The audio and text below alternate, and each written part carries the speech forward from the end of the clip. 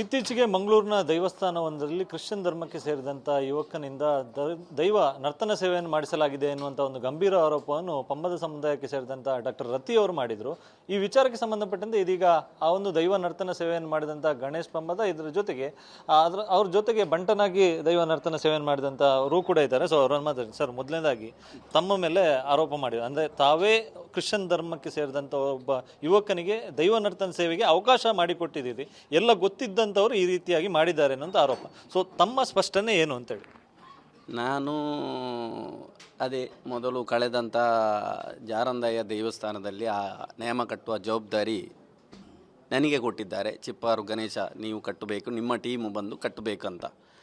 ಹಾಗೆ ನಾನು ಸುಶಾಂತ್ ಪಂಬದ ಪದವಿನಂಗಡಿ ಪಿಟ್ಟಿ ಗಣೇಶನ ಮಗ ಇವನನ್ನು ಬಂಟಕ್ಕೆ ಕಟ್ಟಿಸಿದ್ದೇನೆ. ಅಂದರೆ ಇವನು ಕ್ರಿಶ್ಚಿಯನ್ ಸಮುದಾಯದವ ಅಲ್ಲ, ನಮ್ಮ ಪಂಬದ ಸಮುದಾಯದವನೇ.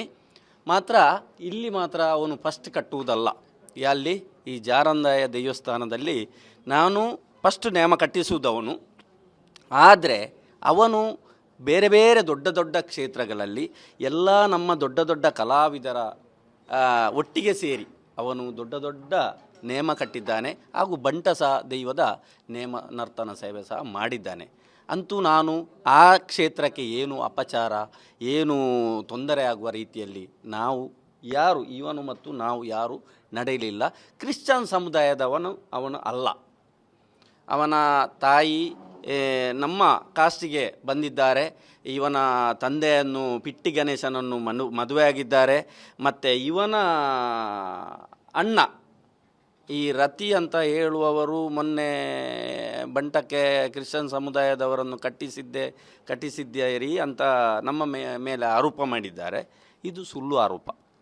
ಅಂದರೆ ಇವರ ರತಿಯವರ ಗಂಡ ಇವನ ಅಣ್ಣನನ್ನೇ ಒಂದು ಜಾಗದಲ್ಲಿ ಈ ಭಾವನ ಅಂತ ಒಂದು ದೈವಕ್ಕೆ ಕಟ್ಟಿಸಿದ್ದಾರೆ.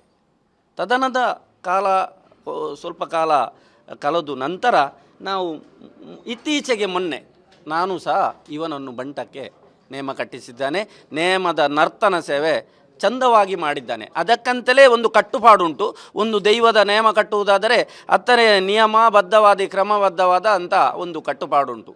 ಯಾರೋ ಬಂದು ಯಾರ ಕಟ್ಟಿಸಿ ಯಾರೋ ಇದು ಮಾಡಿದರೆ ಅದು ದೈವ ಅಂತ ಆಗುವುದಿಲ್ಲ.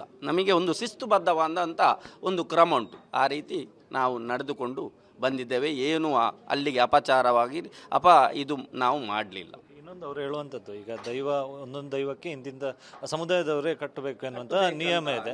ಸೊ ನಮ್ಮಲ್ಲಿ ಅಳಿಯ ಕಟ್ಟು ಬರ್ತದೆ, ಅಂದರೆ ತಾಯಿ ಯಾವ ಜಾತಿ ಅನ್ನುವಂಥದ್ದು ಮುಖ್ಯ ಆಗುತ್ತೆ. ಸೊ ಇಲ್ಲಿ ಅವರಿಗೆ ಕಟ್ಟುವಂಥ ನೇಮ ಕಟ್ಟುವಂಥ ಯಾವುದೇ ಒಂದು ಅರ್ಹತೆ ಇಲ್ಲ ಎನ್ನುವಂಥದ್ದು ಅವರ ವಾದ. ಅಲ್ಲ, ಅವರು ನಮ್ಮ ಜಾತಿಗೆ ಸೇರಿದ್ದೆ.